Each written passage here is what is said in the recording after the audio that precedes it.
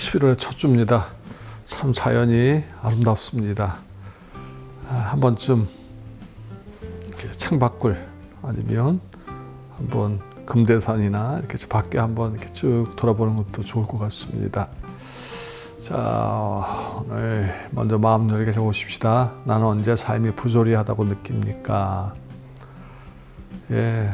다 똑같이 시작했는데 어떤 사람은 잘 나가고 어떤 사람 나는 그렇지 못하고 말이죠.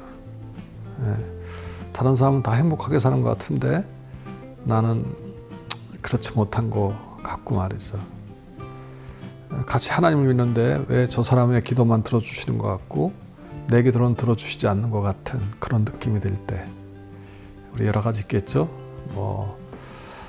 한번 좀 자연스럽게 나눠보시면 좋을 것 같습니다. 오늘 찬송은 목마른 자들아 다 이리 오라. 자, 오늘 요한복음 4장 7절부터 26절 말씀 가운데 우리 너무 길어서 13절부터 15절 말씀을 보았습니다. 전체 내용을 보면 오늘날 예수님이 유대인으로서는 가지 않는 사마리아 지역으로 가셨죠.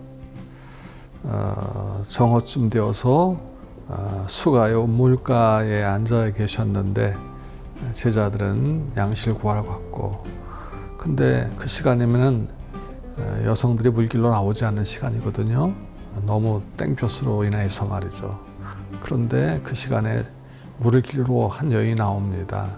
그 여인이 그 시간에 나왔던 이유는 불안정한 삶을 살고 있었기 때문에, 또 사람들을 피하고 싶었기 때문에 말이죠. 예수님은 이 여인에게 사연이 있는 것을 이미 아셨어요. 그 여인의 몸짓, 눈짓, 그리고 목소리를 통해서 말이죠. 이 여인이 어떤 여인입니까? 이미 5번 결혼했다 실패했고 지금 6번째 남자와 살고 있었습니다.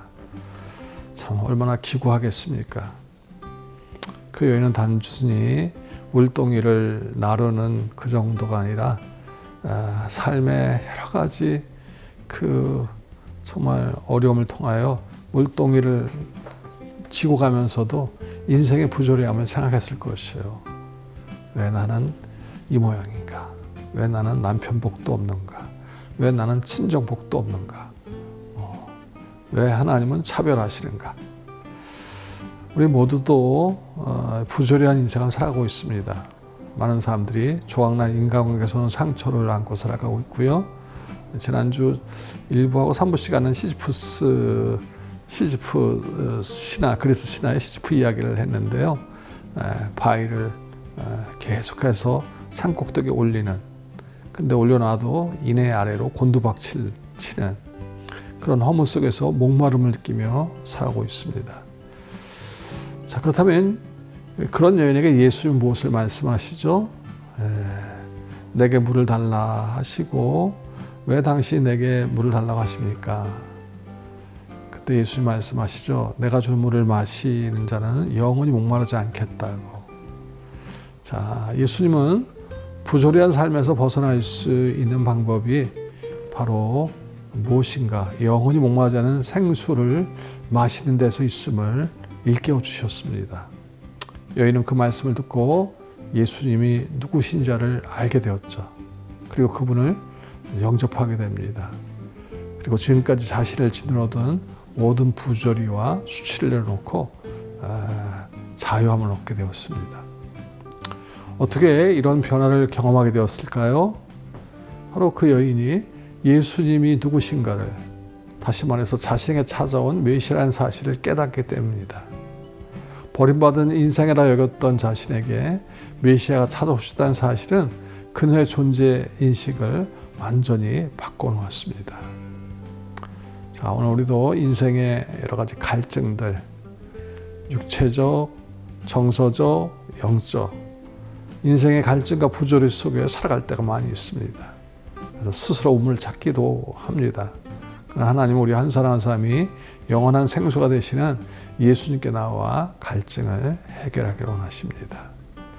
자, 그렇다면 이 말씀을 적용해 보십시다. 나는 지금까지 인생의 갈증을 무엇으로 채우려고 했습니까?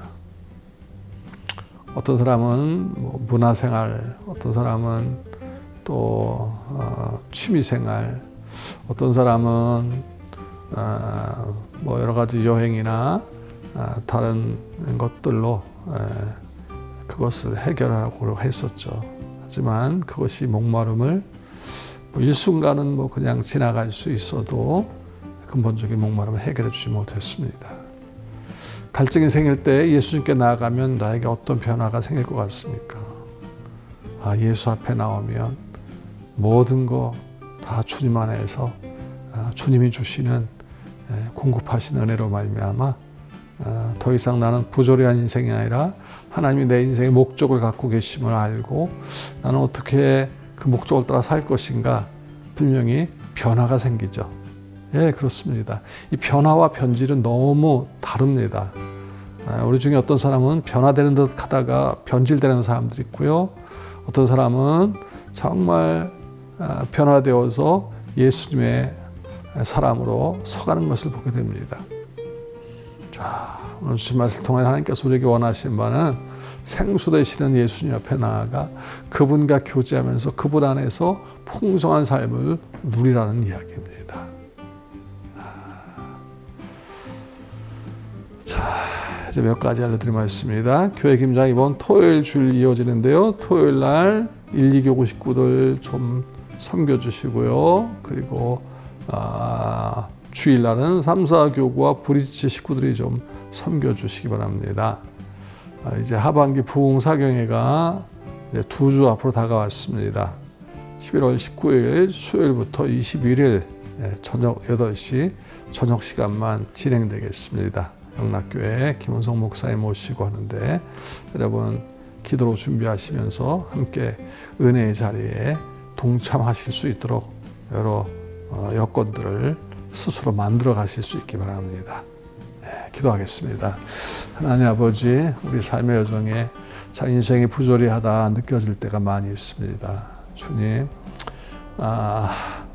하나님의 손 안에서 우리가 빚어진다는 사실을 기억하게 하시고 인생의 목마름은 다른 데서 채울 수 없고 오직 예수님 안에서만 생수를 경험하게 됨을 기억하며 예수님 앞에 더 나아가게 하시고 예수님 안에서 더 충만한 삶 살아가도록 우리 한 번 한 번 인도하여 주옵소서. 참 아름다운 가을이 이제 깊어지고 있습니다. 우리의 인생도 깊어지게 하시고 믿음도 깊어지게 하시고 그리고 우리의 삶도 정말 깊이 있는 삶 살아갈 수 있도록 도와주옵소서. 묵묵히 주의 일을 감당하는 우리 성교원들에게 은혜 주시고 하늘의 한량한 은혜로 함께하여 주옵소서. 예수님 이름으로 기도드립니다. 아멘. 예, 고맙습니다.